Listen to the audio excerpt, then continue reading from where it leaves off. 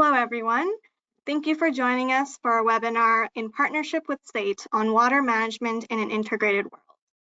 My name is Sophia Ahmed, and I'm an academic coordinator with Eco Canada. I'll be providing a brief introduction on Eco Canada before we begin. So first, I have some housekeeping points to ensure that we can all enjoy this webinar effectively. All participants are muted, so please check your audio settings to ensure that you can hear us properly. If you're experiencing any technical issues, please use the chat box and select questions for staff, and I'll do my best to resolve the issue. Today's webinar will be recorded, and a copy of the webinar, the recording will be emailed out to all participants. So I'd like to start this webinar with a land acknowledgement from where we are presenting. Eco Canada's commitment to reconciliation starts with acknowledging our honor and privilege to live, work, and play within Treaty 7 territory. Eco Canada acknowledges the traditional territories and oral practices of the Niitsitapi, which includes Siksika, Piikani, and Kainai nations. We also acknowledge Tsuut'ina and Eyahe Nakota, which includes Chiniki, Bearspaw, and Wesley First Nations. In addition, the city of Calgary is home to the Métis Nation of Alberta, Region 3. So before we begin, a bit of background on Eco Canada. Our vision is to build the world's leading environmental workforce. Eco Canada seeks to help environmental workers succeed at each step of their career journey. To do this, Eco Canada has developed programs tailored to individuals at different stages of their career. For those who are looking to enter the environmental workforce, Eco Canada provides training through the BEAR program, Building Environmental Aboriginal Human Resources, and accreditation for environmental programs at post-secondary institutions. Eco Canada also provides opportunities for new workers to break into the environmental sector through wage funding for co-op students and recent post-secondary graduates. And for those already employed as environmental workers, Eco Canada provides the Environmental Professional and Environmental Professional in Training EPT certification. Lastly, Eco Canada provides opportunities for those with vast experience as environmental workers to provide guidance and direction to Eco Canada's products and programs through advisory committees and Emeritus membership. So now I'll pass things over to Peter, who will be moderating this session. Great, thanks, Sophia. That's a great introduction. Yeah, so my name is Peter Aukis, and alongside my colleague Nisha Saini, who's fielding the chats there, we're both instructors in the Integrated Water Management Program at the Southern Alberta Institute of Technology, or SAIT. We're both super excited to be here at this lunch hour, joining you all, trying to look at how we put integrated water management in kind of today's world and how that's using real-world applications. So before we actually begin, I thought it would be great to go to the next slide and define what integrated water management actually is. Great, so what is that? Well, here we take kind of the global definition from the Global Water Partners. It's termed a process which promotes the coordinated development and management of water, land, and related resources in order to maximize economic and social welfare in an equitable manner without compromising the sustainability of vital ecosystems and the environment. So really what we're looking at is when we talk about integrated water management, we're really using a suite of different disciplines and viewpoints to really approach water-related concerns and try and get towards the goal of providing a kind of a wide and encompassing approach to current water-related issues. So kind of taking a broad view there. All right, so on the next slide, we'll actually see that these days, we're really trying to solve 20th century water issues, such as increasing freshwater demand, decreasing freshwater availability, all compounded on top of climate change with 21st century technology. We have some really advanced, really neat technology coming through the pipe. So how do we pair these two things together? And one way to do that is by taking an integrated water management approach. So we're here in Alberta, or Southern Alberta, Calgary. SAIT is smack dab in the middle of the city, and we have seen water-related problems over the past few years, as I'm sure many of you may have as well. Sometimes Calgary deals with too much water, sometimes we deal with too little water, sometimes we deal with a lot of wildfires kind of affecting the water quality. So we're dealing with a lot of differences in water quality and quantity. But to get at solutions to this, it's not really a simple yes or no answer. It really requires more than one perspective, different expertises, different viewpoints, and different kind of ways of looking at problems and incorporating that to get a holistic answer at the end of the day. So how do you put this all together? And as you may have briefly seen there, here at SAIT, we actually offer the Integrated Water Management Diploma. So on the next slide there, we'll actually have a look at some of the things that we do. And Nisha will probably post a link to our program in the chat, so feel free to have a look at that. But here at SAIT, what we're trying to do is cover a lot of different courses that allow students to develop these skills. It's one of the first diplomas in Canada that's focused on water management, but we really want students to have a hands-on training in field techniques for water quality and quantity, do some work on water project management and risk, understand natural and anthropogenic change as well as climate change, deal with water and policy and governance and how that all interacts. And finally, in today's world where we have really large and complicated and integrated data sets, have a first-hand ability to just kind of work with data analysis and visualization. So really what we're hoping to do in the IWM program is really provide students with the ability to enter the water sector with a variety of skills and perspectives that you really need to approach water-related problems in the 21st century. So then on the next slide, I've just kind of introduced the three talkers or speakers that we have today. You can read the bios online, so I won't go into too much detail there. But what's great about this is we're having three excellent examples of integrated water management on the project level from three different sectors and three different kind of sectors looking at water. So we have Flora Giesbrecht from the Elbow River Watershed Partnership. We have Jen Pouliot from the City of Calgary and Ken Kress from Wood PLC. So what I asked them to do was create basically a 10-minute talk to show us a project and then kind of elaborate on what makes that integrated, or how did they incorporate integrated water management, or what was their experience with that, and just kind of understand what that looks like to them. They have a lot of experience with this, which is great, and that's what we're going to try and pull on in today's webinar. After they give the three talks, we're actually going to kind of open it up to you, the audience, and try and have a discussion where we can pull on their experience, see what they found, see their perspectives or what they've thought about, and just kind of have a nice conversation about integrated water management. Great. Okay, so what I'll do now is I'll actually hand it off to Jen. She'll give the first talk, and then yeah, we'll all join back in after the last talk there. Great, thanks, Peter, and thanks for that great sort of kickoff to give us a bit of context of what we're talking about when we use the terms integrated water management. And like Peter said, I work at the City of Calgary as a planner. And I specifically work on the implementation of what we call our source water protection plan. So I'm going to kind of, as my example, I'm going to talk about the plan at a high level because I think it really kind of demonstrates some of the themes that Peter talked about. And then I'm going to pull out a very specific action within that whole plan to kind of continue on that theme of what this could look like in action. So next slide. There you go. So just so we're all on the same page, when I use sort of the jargon of source water protection, what am I talking about? What I'm talking about is water in its natural state before it's taken up by water utility to treat and distribute as drinking water. So in Calgary's context, we're talking about all the water that is upstream from our 2 water treatment plants before it is treated. And so the idea is behind most source water protection work at a municipal level is that if we can keep that water, maintain that water in a fairly sort of pristine, clean state, it is easier, or it's sort of one line of defense to make sure that we can continue to provide reliable and safe water. So people can turn on their taps and they're not going to get sick. And that's really the core of what we do, of why we do it. It's really a public health sort of focus. But if I think about sort of that public health piece as being the core of why we're doing this work, and we kind of layer it on, so if you think of it as the core, the next layer out is really an economic one.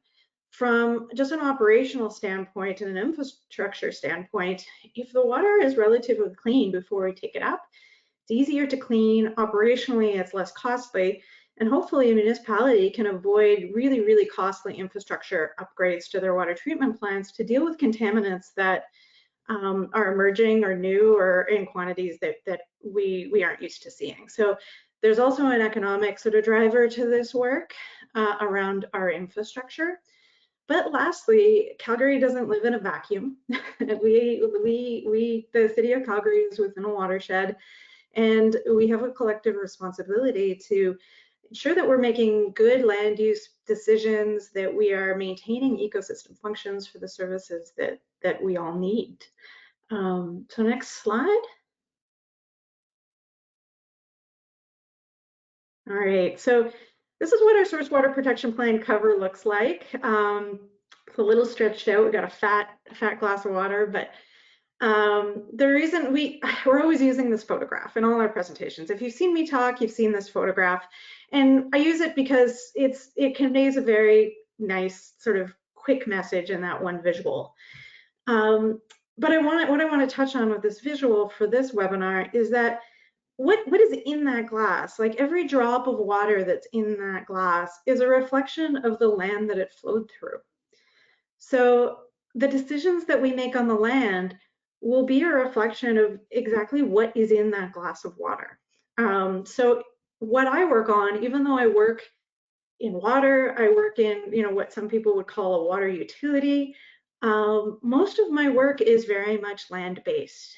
And a lot of the projects that we lead on are very focused on what's happening on the land base. We might be focused on the water outcomes, but the work we do is very land-based. So next slide. And for those of you who aren't familiar with Calgary, we do have 2 water treatment plants, one on the Bow River and one on the Elbow River. And Flora will talk about the Elbow River watershed a bit, which is great. But the Bow stretches all the way up into Banff. The Elbow also stretches up into protected areas in Kananaskis. And it flows through a variety of different landscapes. We're lucky to have a lot of that landscape in protected areas, both national and provincial parks. It also flows through towns, through very rural municipalities, First Nation reserves. We do have some industry in our watershed, as well as a lot of agriculture. And what you'll notice by that map is the city's source watershed, portion of the source watershed that's in the city of Calgary is very minimal. So a lot of the work we do, we are not the decision makers on that land base. A lot of the work we do is through collaboration, through advocacy, and through other sort of forms of partnerships to advance sort of the goals of protecting water quality. So next slide. And the source water protection plan has sort of 4 buckets of high-level actions. And I think the way those goals are articulated really tie into the themes well of this workshop. So, we've got protecting water quality through improved land use planning. We've got a high focus on stormwater management because stormwater is actually one of the biggest risks to our water quality within our watersheds. We've got a goal that's very much focused on education and outreach and advancing research. But then we also have these goals that are very much around leveraging partnerships and collaboration throughout the watershed. And that's really at the core of what we do. So just one more click here. And I'm going to talk specifically about one small it's not a small project, but one project in a suite of all the actions that we have in the source water protection plan of watershed investment.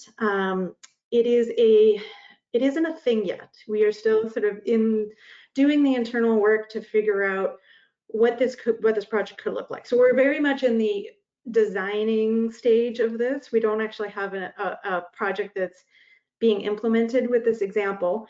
But the reason why I wanted to use this example amongst some of the other ones is I think it's a really good one to show sort of that integrative nature of land and water management and some of the work that we're trying to do upstream outside of the boundaries of Calgary. So last slide. So when I talk about watershed investment, municipalities, when they use this language, often what they're talking about is investing upstream in protection or some sort of conservation action for downstream beneficiaries. So there's this sort of downstream benefit aspect of this work. And, you know, this could be, for the context of the city of Calgary, really focused on sort of how do we maintain the watershed function? How do we protect critical natural infrastructure that is important to sort of water-related outcomes? So not just around water quality, which is the driver of the Source Water Protection Plan, but other benefits around flooding and drought mitigation too. So, you know, this could be things like wetland protection and enhancement, riparian area protection, could be used to support land trusts in establishing easements upstream in areas that are deemed to be sort of critical for that kind of protection. It could be about getting cattle out of the rivers and making sure that that best management practices are used.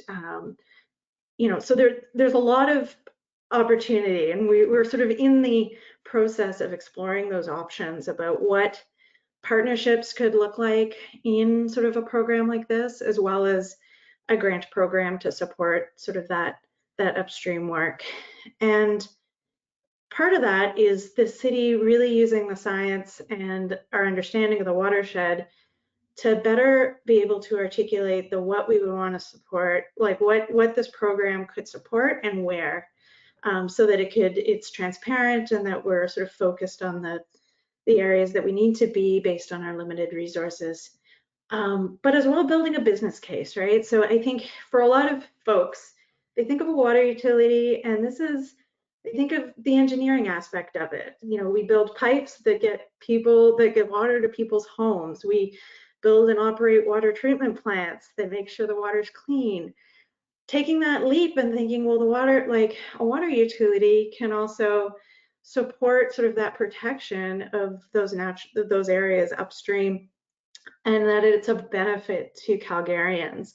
So better articulating that you know, in the context of a municipality, that business case that we're using those water rates effectively and for very tangible outcomes. And so that's it for my quick overview, high-level overview of a project. And I'm looking forward to the discussion about integrated water management and what this could look like on the ground. So thanks very much, Peter and SAIT and EcoCanada for organizing. Great, thanks so much, Jen. Okay, we'll go on to the next speaker, which I believe is Ken.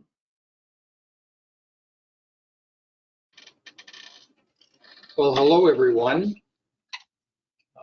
My name is Ken Kress, and I'm a consultant working as a project manager with Wood PLC, and I work primarily on large integrated water projects. And so the topic of the day is the Bow River Reservoir Options Initiative, which is an integrated water management project.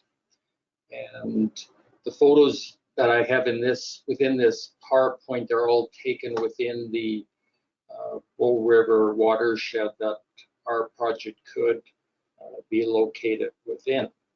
Next slide.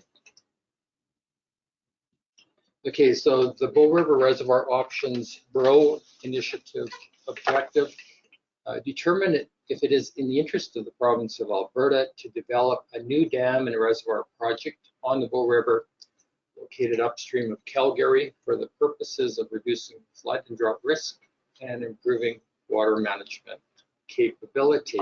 Next slide. And so, yeah, why are we doing this? Well, the catalyst in this was flood 2013. I suspect some of you are aware of what happened in 2013. We had a huge flood in the middle of June.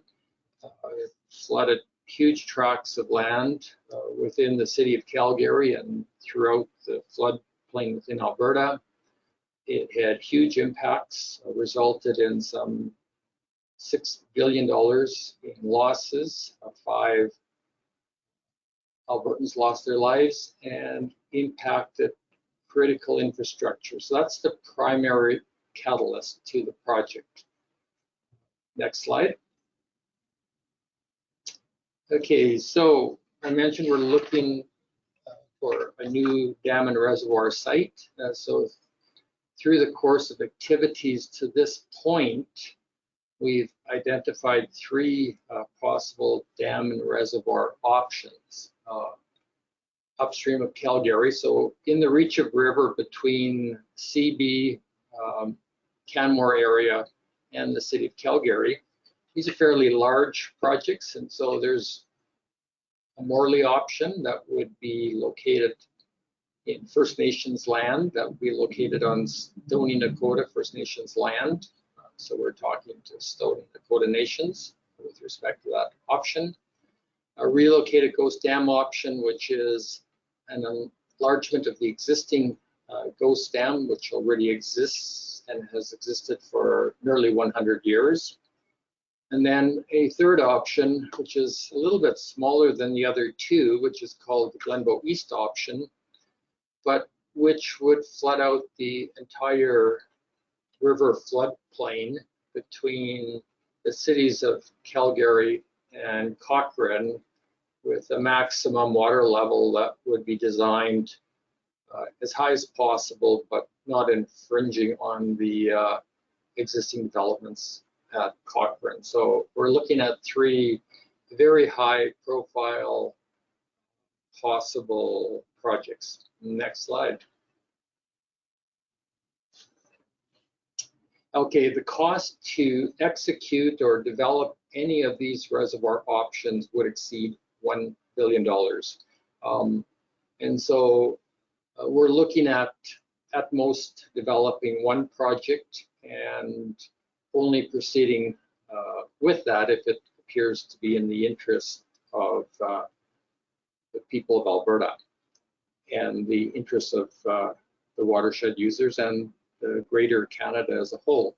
And so here you're seeing an existing reservoir on the Bow River. This is the existing Ghost Reservoir, and you can see Summer Village of Ghost Lake located along its shoreline, and you can see a marina and a development for protecting their boats, and it's a beautiful recreational community that uses the resource of the reservoir. Next slide. Okay, and here is an example of what a project would look like. This is a computer-generated animation. The reservoir we were just looking at is created by a dam that would be located here, or is located here. It's an existing dam that we've taken out of the animation. This is the community you were looking at, Summer Village of Ghost Lake. And so you can see how we would significantly enlarge the size of that project. Next slide.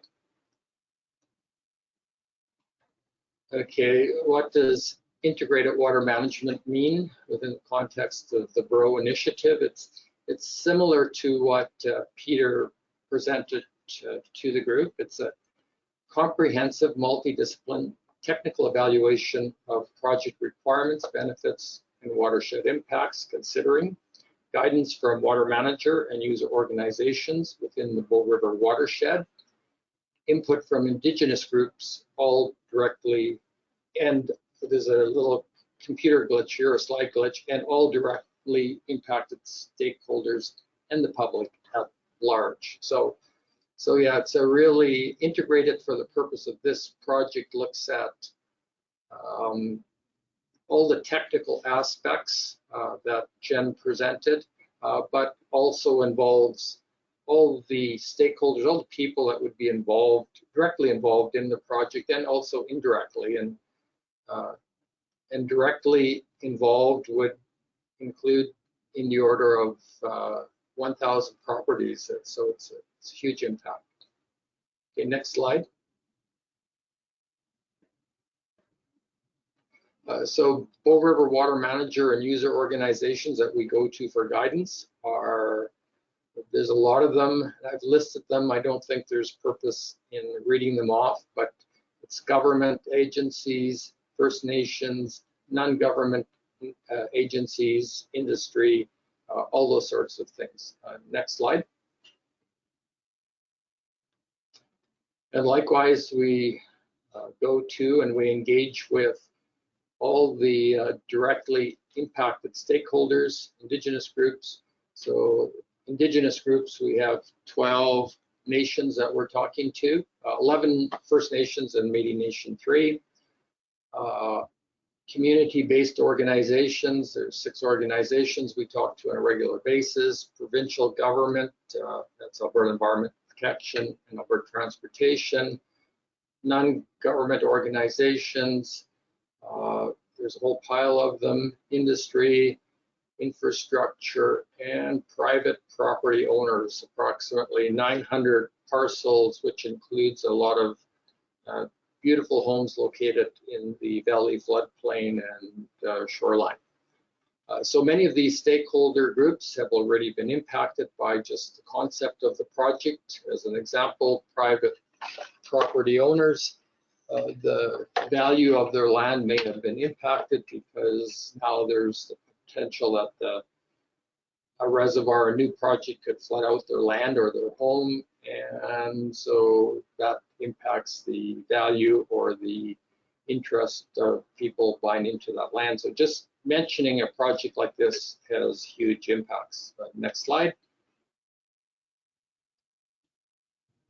So integrated from a technical perspective and engagement perspective, we have 3 primary pillars. We have the engineering work, we have the environmental and regulatory studies, and regulatory aspects and engagement. And so I already talked about all the groups we engage with. And so we integrate the technical specialists that are working in within these 3 pillars of activity. And at the end, we take all the results from what we find from these 3 groups, and we push it into this 4th pillar, option selection, where hopefully we can decide on if one project is, one option is best, and also determine if it's worth carrying it on to further study. So next slide. So the project has been set up in multiple phases. We're now in phase 2. There's a potential 4 phases if the project continues on.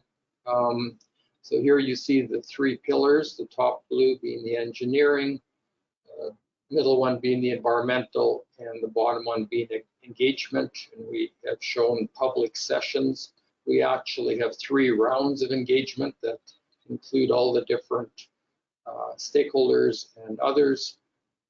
And at the end, we produce a report, and at the end, the government, in their wisdom, makes a decision on whether to move on to phase 3, looking in more detail at the preferred option, or deciding that it's not in the interest of Albertans to look at these options further. So next slide. And yeah, so here's just, we collect thousands of comments. We have software that collects the comments, and it divides them into different categories. And so I've prepared a slide chart that shows you the results of the many comments we've received to date, and there's thousands. And so the most interest has been in parks and environment, second property value, then recreation, and then engineering, and so on. So it's sort of an interesting pie chart that just tells you what we get from engagement. And there's a lot more detail. I'm just giving you a very basic idea of what the main thought process are with respect to the projects. Next slide, and that'll be our last slide, because I think I'm nearly out of time. It's a big thank you for the opportunity to just present our project. And if you're interested, there's several methods that you can find more. There's all kinds of information on the website that includes many more of these beautiful pictures. And if you can imagine, if we were to develop a dam and reservoir, Some of the beautiful scenery you're looking at in these pictures would be flooded out by a dam and reservoir, I guess creating a different perspective or different environment. So with that, that's it. Thank you very much to everyone. Great, thanks so much, Ken. Really interesting. Okay, and we'll just move right along to Flora. So Flora, yeah, excited to hear your talk. Great, thank you so much for this opportunity. So I'm Flora Giesbrecht. I'm a coordinator for a group called the Elbow River Watershed Partnership. And today I'm going to talk about a report that we recently released called the Elbow River State of the Watershed Report, and how this report is a part of the watershed assessment process and ultimately incorporates integrated watershed management. Next slide, please. So I'd like to start off with thanking our sponsors for our funders for the State of the Watershed Report project. They're listed on the left hand of your screen. And then this is a brief outline of what I'll be talking about today. So I'm going to talk a little bit about our organization, what we do, about the State of the Watershed Report, and my contact info. Next slide, please. So we are a nonprofit watershed stewardship group formed in 2004. We're based out of Calgary, and our volunteers are the engine of our organization. During our projects and all operations, we seek to maintain strong relationships with stakeholder and rights holder groups, including many levels of government and land use authorities. The Elbow River Watershed Partnership's mission is using local knowledge and scientific expertise. We promote watershed management improvement through collaborative, targeted, and cost-effective actions by citizens and other stakeholders. Next slide, please.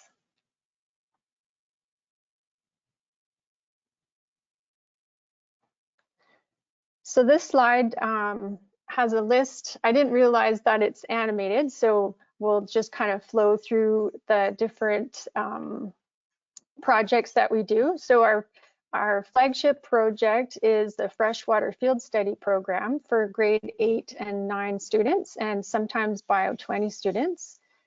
We also have educational outreach opportunities via other means such as social media, presentations like this, newsletters, and projects such as reporting. We have hands-on landscape restoration projects, including workshops and monitoring and reporting. We support citizen science, specifically water quality collection groups. There's one group on a tributary to the Elbow River called Bragg Creek, and they have been sampling water quality on Bragg Creek since 2005. We have a new initiative with volunteers called Cabin Monitoring. Cabin is short for Canadian Aquatic Biomonitoring Network.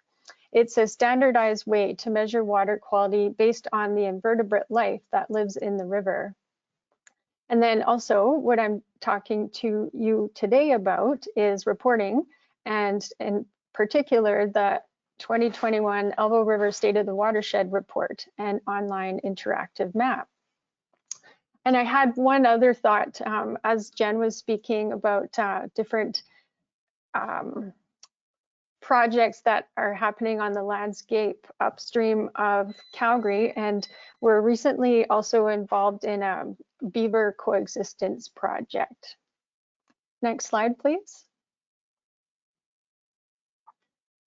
So the State of the Watershed Report and the watershed assessment process is not just about the report or the final product. This cycle is continuous. So we engaged with stakeholders early in the process and every step of the way, right from planning the assessment through characterizing the watershed, analyzing the data, integrating information, and drafting, reviewing, and distributing the report. We're currently in the distribution phase of the process. The next step is to carry on with the momentum in developing an updated integrated watershed management plan. The planning process was inclusive and broad and combined the needs of diverse watershed stakeholders. There is recognition of the balance between ecosystem, community, and economic health. The process respected the integration of activities on the land and their impact on water. The benefits to this type of process is all parties on the committee were engaged, and they are more likely to endorse the integrated watershed management document as a guidance document and planning tool. This is currently the case for our existing watershed management plan, which was finished in 2009. Next slide, please.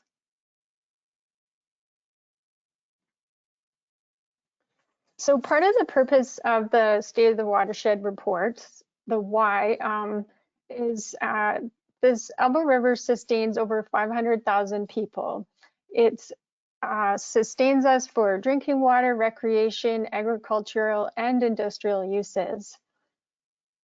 Natural ecosystems also depend on those who live in the watershed and who work and play in the watershed. As human demands for the watershed increase, conflicts occur between what we need from the landscape and the ecosystem's requirements for a healthy, sustainable environment. We anticipate this report will improve the understanding of the basin. As it is everyone's responsibility to manage this resource, the intent of the Elbow River Watershed Partnership is to provide credible state of reports that will improve the understanding of all those interested in the basin. It is intended to engage all stakeholders in dialogue and to facilitate responsible decision-making regarding all aspects of watershed health and management. This report is intended to be a baseline for future reference and comparison.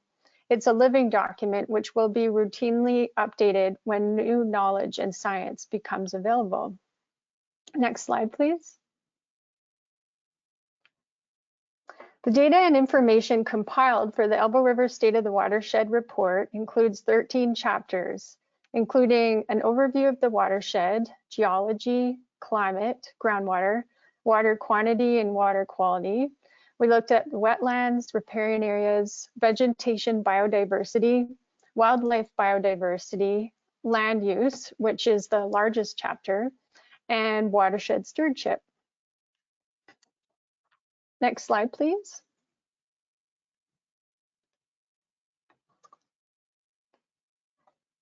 The report we engaged with, and there were 23 volunteer report writers and 6 GIS map contributors, over 30 volunteer reviewers, including local municipalities, Government of Alberta staff, as well as lots of other subject matter experts.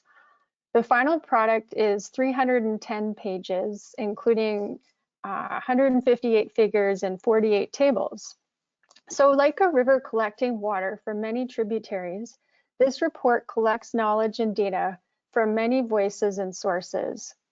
Gathering and sharing this collection is an important step in enhancing our understanding of the watershed and will help watershed managers plan and prepare actions that maintain and improve watershed conditions. Feel free to click through the slide, and it just highlights what I just talked about. The report engages with a large group of people. Next slide, please. So some parting thoughts for all those current and potential decision makers and land managers and everyone who lives, works, and plays on the landscape. As we talk about during our freshwater field study program with the grade 8 and 9 students, the river is a reflection of the landscape, and water is the greatest solvent. So what happens on the land, i.e. land use, human activities, happens in the water. Every action counts, and even individuals can make a difference. So please check out our State of the Watershed report and let us know what you think. my contact information, the best way to reach me is by email. That's coordinator@erwp.org. And the State of the Watershed report is available on our homepage, erwp.org. Thanks for your time. Great, thanks so much, Flora. Yeah, thank you to all the speakers. There's a lot of really great kind of insights and ideas of kind of what does integrated water management look like. Usually we just hear about a definition, but to actually see some projects and some experiences, I think that's really beneficial and very exciting, especially from your viewpoints. Okay, so I'll just remind everyone that you can throw questions in the chat. You can put some questions in the question box, I believe, and we'll have a look at those. And while we wait and you furiously type those questions, well, we definitely got some questions of our own here. So I'll ask one just to kind of start it off. I guess before that, what I really liked is we heard a lot of different perspectives, right? We had Jen with the integration of land, water for our own well-being and safe water, but also showing us the importance of thinking about the economy and taking it from a business approach, which was pretty interesting. Ken has a really great example of a project that's coming in, integrating technology and stakeholder communication, but at different stages. So we're getting that spatial and temporal aspect of communication. And then Flora comes with a really great example of just kind of looking at this State of the Watershed report, which is quite comprehensive. Have a look at the link there to check it out. I briefly looked through it this morning, and there's a lot of information, but synthesizing knowledge and information data from different sites is really, really interesting to see how that was done. So I think what I'll do is, yeah, I'll ask Jen, Ken, and Flora to just turn on their webcams here. And what I'm hoping to do is just kind of talk now a little bit more about integrated water management and from your perspective. So we kind of know where you're coming from, what your interests are, what you've helped kind of develop and work through. One question that always comes to mind is anyone that's done group work or worked in an integrated environment knows that sometimes you can come across conflicting ideas or different approaches. So in terms of bringing in different perspectives, different skills, how do you not only acknowledge, but how do you kind of bring it together and then keep moving the project forward when trying to take in different viewpoints, whether that's stakeholder engagement or just an approach to solving a problem? Yeah, maybe I'll throw it to Jen. Would you like to start? And then we can kind of see, feel free to pop in whenever. Sure. I mean, there's very few actions that you know, we're trying to implement that don't really involve a lot of sort of, sometimes it's outreach and consultation, sometimes it's, you know, more sort of collaborative engagement and trying to build something together. Sometimes it's more advocacy when we're sort of advocating to other stakeholders to do something different, right? So there's different flavors to the work that we do, and even I'm gonna choose an example that's maybe a little different. You know, the city of Calgary is a large organization, and internally we're like our own very diverse little stakeholder group. And so I'm gonna maybe choose an example that maybe wouldn't normally be chose just because it's an interesting one. But you know, working in water, you know, the water is also often, you know, very much an engineering and sort of very technical kind of a group of people, right? We build pipes, we make sure that we do the water monitoring. There's a lot of sort of technical work that goes on. So as a planner, it's a really interesting space to be, because we then become the connector or the glue that connects a lot of sort of those engineering service delivery aspects of the city to the land use planners, to our parks groups who are trying to protect our natural areas and preserve biodiversity. And so as a planner, we're in a very interesting space where we can be that conduit to sort of advance a more integrative discussion.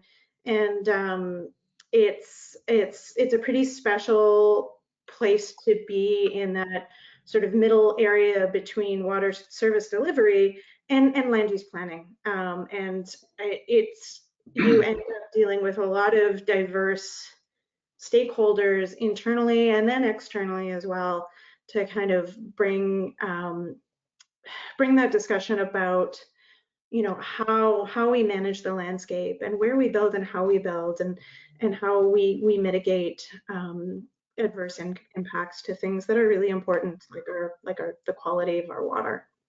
Yeah, exactly. And that kind of, if I can throw it to you, because just hearing your project like that, that's a large scale. You're saying there's thousands of people impacted, you know, and the thing that I found interesting is that you mentioned a lot of them were impacted already. So it's not a, you know, you could say a clean project where you're just starting it out, but you're kind of introducing and saying, okay, this is here, these people, you know, are being affected, what's going on. So how do you kind of take that into account or kind of roll with that when you kind of have a gradient of kind of not impacts, but where do you communicate, right? It's not new, but it's not old. So how do you kind of jump into that, kind of building off what Jen was talking about?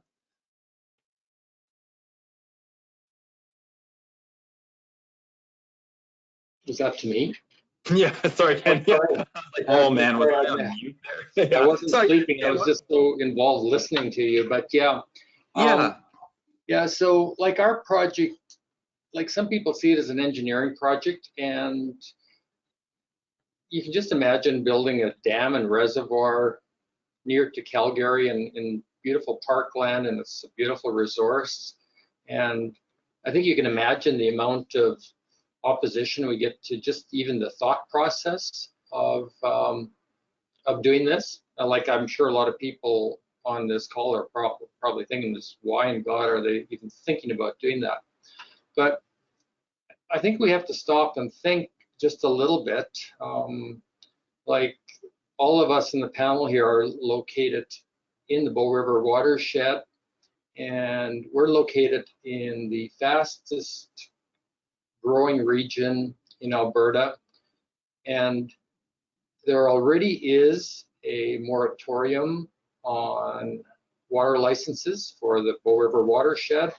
Bow River's already run out of water. And yeah, we're in the fastest growing part of the province. So, you know, we have to step back and think, well, let's not even think about today, but let's think about where we're going to be at in 100 years. And what are we going to be wishing we had done 100 years prior? And so we're looking at these three projects, and we're trying to be unbiased, and we're not saying we're going to proceed with any of them. We're only going to proceed with any of them if, after a whole lot of study, integrated study, looking at just all aspects and confirming that this project does make sense for the province and for the people and for the not short term or near term, but for the very long term, because water projects like this go on in perpetuity. They're not for today, they're for the future. And so that's my comment on that. No, that's great, Ken. And I think one of the things you mentioned was just having that, and you started off creating a little bit of, well, for an understanding. So you added some background there. And then really quickly, we're getting some questions, but then I just want to ask Flora, like that water management, you know, the report that you came out is very comprehensive. It adds that context, it adds that background. So how then do you take this wealth of knowledge, data, and information, and how do you bring that to the required most? Like, what is your experience with that? Yeah, thanks for asking. So I think part of the key to the success for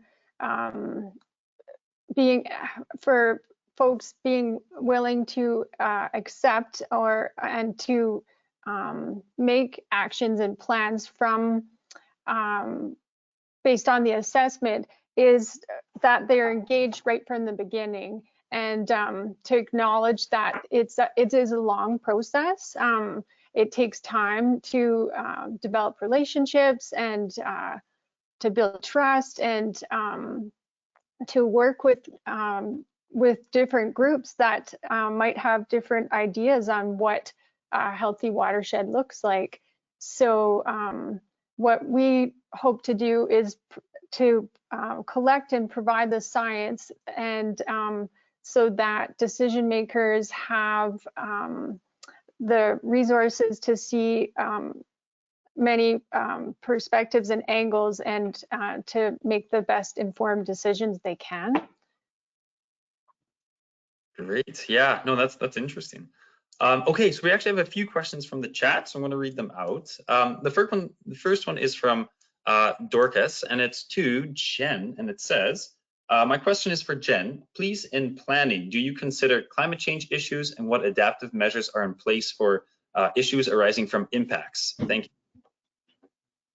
We do, and it's my previous life before joining the city was in climate change adaptation, so it's near and dear to my heart, and I don't easily forget it.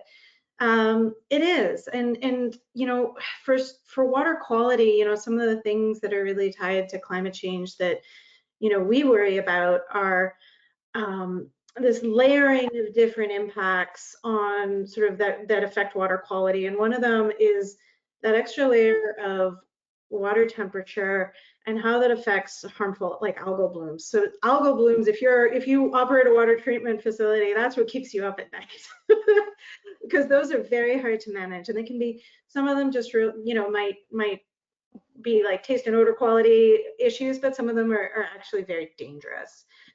So that's one example where, you know, we're really interested in sort of nutrient loading in our reservoirs, but also increased temperatures and other factors that climate change will exacerbate.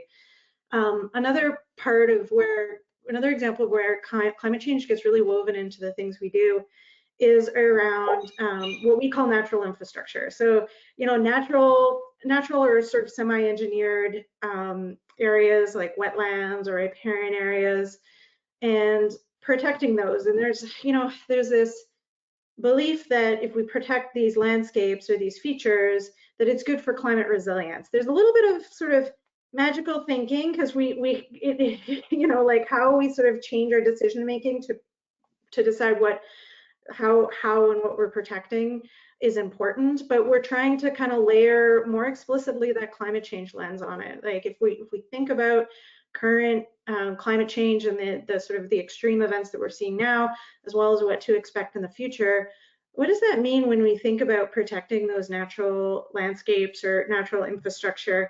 And how can we use that to build sort of watershed resilience to climate change? So those are a couple of examples where climate change has sort of permeated our thinking.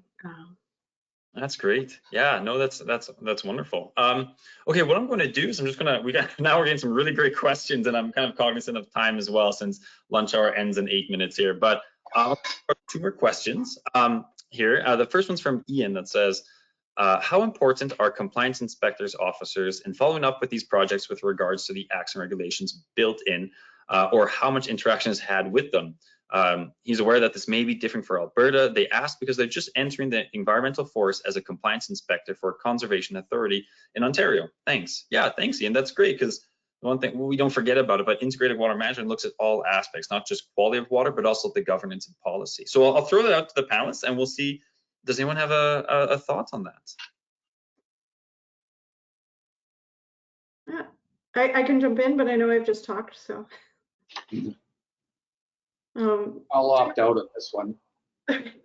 So source water protection is an interesting one. So in Ontario, some of you on the call might remember Walkerton in 20 maybe. So this is 20 plus years since Walkerton happened. And E. coli got into the drinking water source, and a number of people died and many people got sick. And that was really sort of the main driver for source water protection work across Canada. But in Ontario specifically, it is integrated into the Water Act. And those conservation districts really have a key role in that piece. In Alberta, it's different. So municipalities have a requirement to conduct a drinking water safety plan. Now, that's a requirement by the provincial government.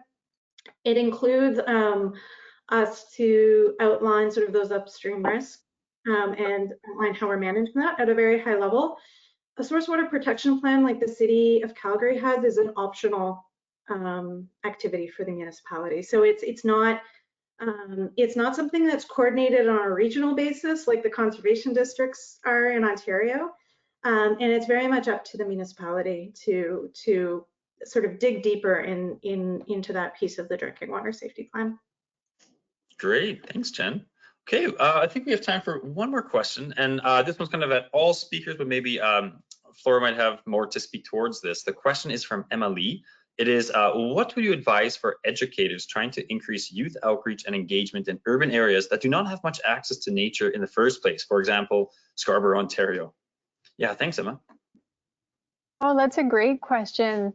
Yeah, so it's interesting. So our field study program that we have, it involves a bus, and they go out into the headwaters and collect samples. And once COVID hit, we were thinking about different ways we can help educate and help students access the landscape. And really, if we focus on no matter where you are, you're in a watershed, you start from that perspective. And then we encouraged schools to walk to their closest water body. So it might be a pond, it might be a creek, and to have a look and see where it is and what it's connected to, because it's a matter of scale. You can look at a watershed that's as big as a puddle, and what's flowing into that puddle, or you can expand and look as big as a tributary to the Elbow River or the Bow Basin or the South Saskatchewan River Basin, or the Lake Winnipeg Basin. So yeah, no matter where you are, you're in the watershed, so there's opportunity for learning and education when you're on the landscape. That's great. Thanks, Flora. Yeah, I'm not sure if Jen or Ken wanted to add to that or say, mention anything before I wrap it up here. Perfect. Well, I might just add that when I go to Mexico, we have a place I go to where there's these little creeks that flow into the ocean, and there's kids that are always building little dams, and sometimes there's sandbags around and stuff. So I always teach them how to do it and how to make it so they don't wash out. So I do educate when I'm on holidays in Mexico. That's great. Yeah, kind of the knowledge transfer. That's awesome. Yeah, no, what I really liked, just kind of summarizing what we've heard here is we talked a lot about when we say integrated water management. You can kind of see it in action here from all the questions from what you've talked about. We've had water science, quality and quantity, planning, technical projects, also education and policy, right? There's a lot of different variables that come together to solving or creating solutions or just asking the right questions. So I think this was a really great kind of a discussion on what integrated management is and how that looks, which was fantastic. So on that note, I just want to thank all the speakers, Ken, Flora, and Jen. Thank you so much for coming, presenting, giving us a little bit of an insight into what you do and how you view kind of integrated water management in your everyday life. I'd also like to thank Eco Canada for helping us at SAIT host this, and to all of you, the listeners, hopefully you get out of this a little bit of what integrated water management is. I believe this is recorded, so if you ever want to go back and rewatch this or show all your friends this fantastic webinar, feel free to do that. But there's a lot of great information, and I believe some contact information in there. But with that, I would just like to say thank you to everyone. We'll wrap it up just in time there. And yeah, thanks again, everyone, for tuning in today. Thank you. Okay, thanks a lot, everyone.